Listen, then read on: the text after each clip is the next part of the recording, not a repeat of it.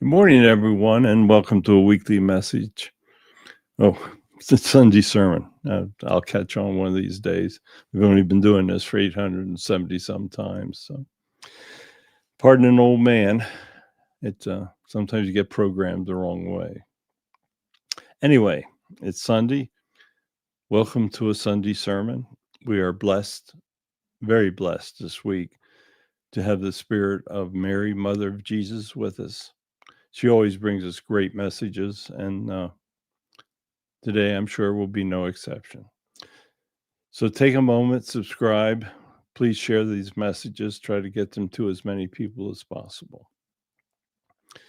So Mother Mary is ready. So let us begin. Hello, everyone. It's so nice to be back, to be able to speak with all of you.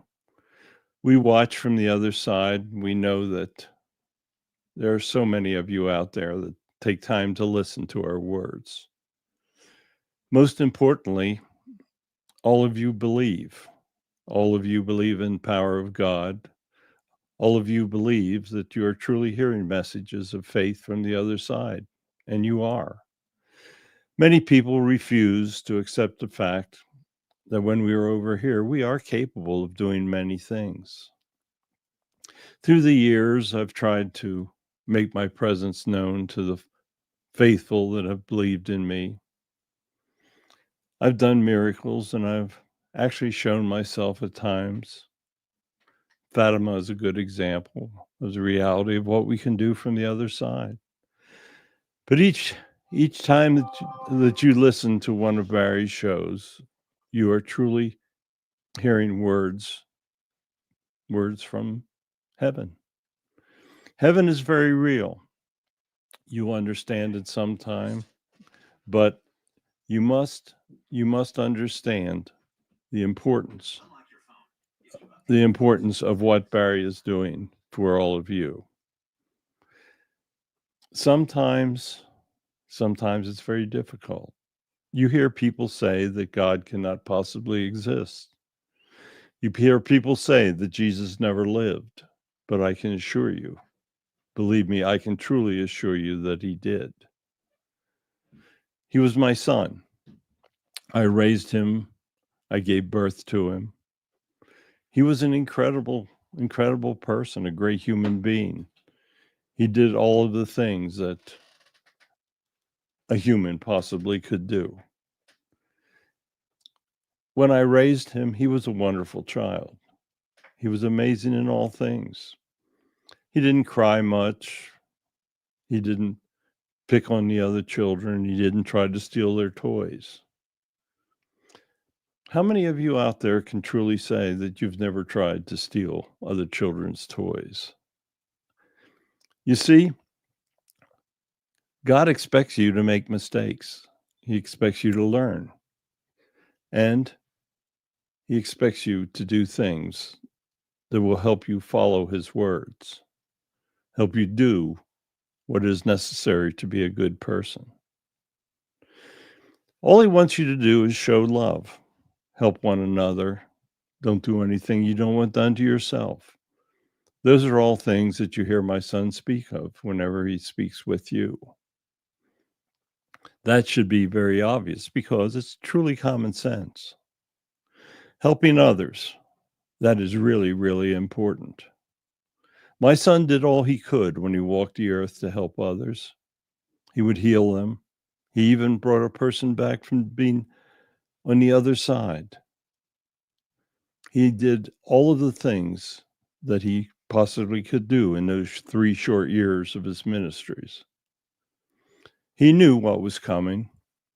He knew he was going to die, and he knew he would die violently at the hands of the Romans. But there was a reason, you see. He wanted to resurrect. You see, my son did the greatest miracle that's ever been performed on your planet. He resurrected. He took his body with him to heaven and then came back. He had the power to form up and to show other people that he truly, truly still existed.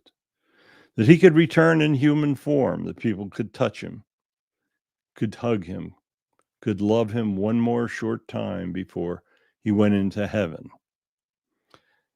His disciples, they didn't know what to do. They hadn't thought about the possible fact, the true thing about my son. My son was God, so he could have done anything he wanted to.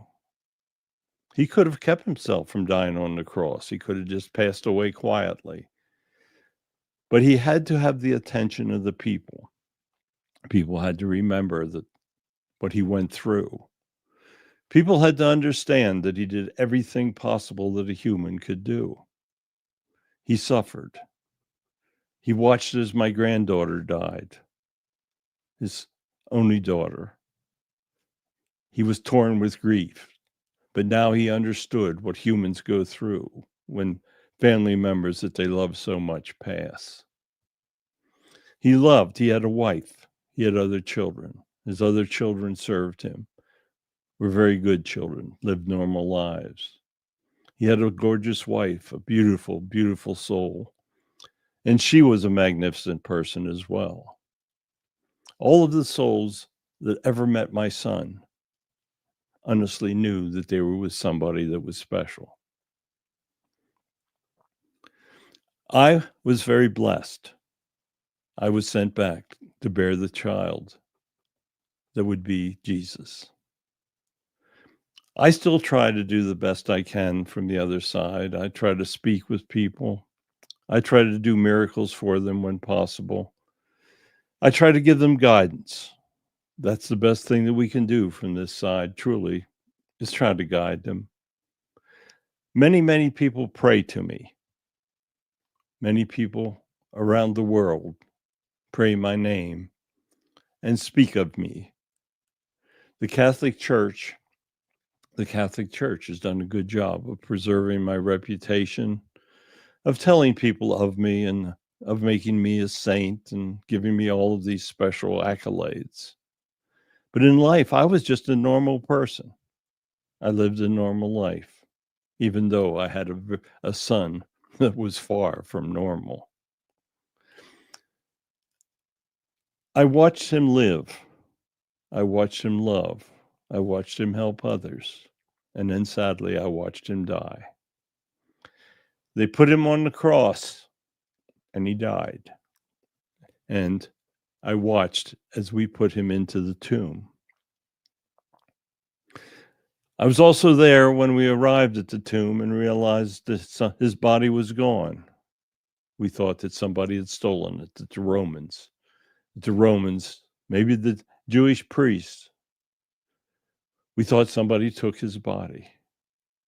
Well, his body was gone, but it returned, and I got to see him again. He told me how much he appreciated my love, and he said he was so sorry that he had to have me go through what I saw. But it was necessary because I had to be able to tell others what truly took place. And I had to tell others that my son had resurrected from the grave, and I was able to hug him one last time. I did all of these things as a normal person. When I died, I returned to heaven to my husband, and my son was waiting. He was waiting for me, and he told me how much he still loved. I still love everyone, just as he does. I try to help everyone, just as he does. All that you can do is love and try to help others. Do what you can. You need to know that God is with you every moment of every day. That when you pray to him, he hears every word. He may not be able to answer every prayer, but he truly, truly does hear every word. We hear every word. I know you cannot believe this. With the billions and billions of people on this earth, we hear every word. And every one of those souls and those billions of people are going to return to heaven. And they are going to be told how they lived their lives. Some are going to receive the praise of their guides. Some will see the praise of angels. Some will even see my son for the wonderful acts that they did in their lives. But there will be those that return in shame, that have wasted a human life, that have not done what they were sent back to do. All humans are sent back the same. They are born with no knowledge. They must learn. They must accept how their parents treat them, how their parents educate them. But there comes a time where every individual must make their own choices, must decide how they want to live their life. Hopefully, the parents lay a foundation of faith, of any religion that they choose, but they choose to lay a foundation of goodness, of faith, of belief. Parents are responsible to make sure that their children believe in a holy energy, however you refer to it. You may refer to it as God, Allah, the source, however you want to refer to it. But they must believe, and they must firmly believe that there truly is a God by any name. If the children truly believe, then they will probably, in all probability, grow up to be a good human, a person that helps others. But what is a good human? Sometimes that can be hard to define. There are people that never heard of God, the primitive people of the world, but they still show leadership, protect their clan, their tribes, do what they can to preserve the way of life that will help them prosper and to move forward with their lives, no matter how primitive they are. These people go to heaven and are judged positively just the same as any other person. You see, it is not your knowledge that really counts. You may know facts, but very few people have true knowledge, and that is knowing. True knowledge is when you know of my son, when you know of God, when you know of all the things that they are capable of doing. True knowledge is when you accept heaven, when you know that your soul has everlasting life, when you understand that you have had past lives for which you have been judged, when you know truly that you must serve this one God, that you must live a good life. This is knowledge. There are people that know all of the facts. There are people that can mathematically prove God does not exist. They think they're the smartest in the world, but they are really the most stupid. My son truly exists and walked the earth. I can vouch for this. You are hearing the words of the mother of Jesus. I raised him. I watched him grow into a man. I watched him do the miracles.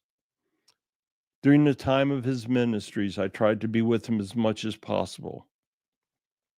By the time that he chose to go forth, leave his family that he loved so much, follow a path that he knew would lead to the cross, I tried to be with him as much as possible. He told me that there would be a short period, and he told me that in all probability the Romans would tire of hearing his words, that there would be times that even the members of the Jewish faith, the faith that we followed and grew up with, would grow tired of hearing him. He never wanted to be king. He never wanted to be anything other than what he was. He was the Son of God, is what he told them. But he was also God. He was capable of doing anything he wanted. But he chose to live his life as a human. He chose to suffer. He chose to grieve. He chose to know what true ultimate pain was at the end of his life. And he did all of this so that humans would understand that God is like every other human. God is in every human. You may not understand that, but his energy of God is in the heart of everyone. It is with your soul every day. It is with your soul when it goes to heaven. God is always with you. You will truly understand it on the last day of your life when you close your eyes that final time. When your soul leaves your body, you will truly understand there is a God. You will truly understand there is a heaven. If you choose not to follow the path of God in life, then the reality of heaven will not be as great as it will be for those that understand him. If you choose not to believe in God, your day of passing is not going to be as magnificent as it should be. If you believe there is no God, you may be in darkness for a while. You will know that something is happening, but you will not know what it is. Perhaps you'll think back to hearing one of us tell you that if you expect nothing, you get nothing. But if you expect the grandeur of heaven, you will have the grandeur of heaven. If you expect to see your family members that have gone before you, then you will truly know what heaven is. Those who do not believe, those who do not have faith, they will truly know what heaven is as well. But they will not be able to participate in its true grandeur. And they will say, I wasted a human life.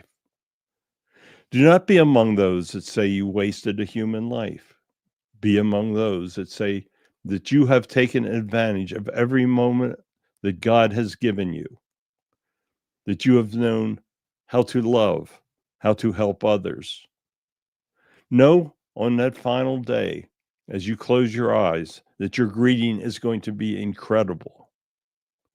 Do not think that when you close your eyes, all that will take place is that your body will go to the grave and rot.